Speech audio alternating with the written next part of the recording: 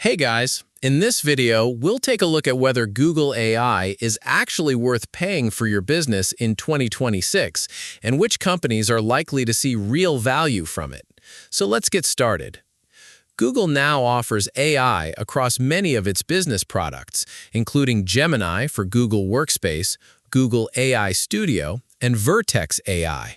Together, these tools can help automate repetitive tasks, improve productivity, and assist with customer support, content creation, data analysis, and software development. For businesses already using Gmail, Docs, Sheets, Meet, and Drive, Gemini can save a significant amount of time.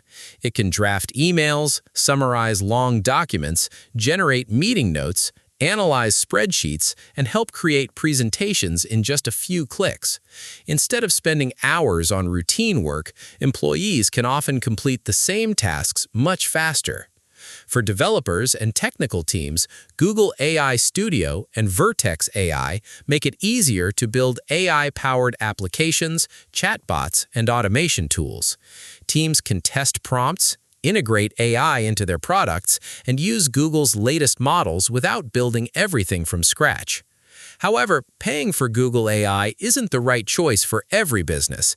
If you're a freelancer, a small business owner with occasional AI needs, or someone who only generates a few documents each week, the free versions of Google's AI tools may already provide everything you need. The paid plans make the most sense for organizations that use AI every day, collaborate across teams, process large amounts of information, or need advanced security, administration controls, and higher usage limits. In those cases, the time saved can easily outweigh the subscription cost. Before upgrading, it's a good idea to estimate how often your team will actually use AI. If it helps employees save even 30 minutes to an hour each day, the productivity gains can quickly justify the investment.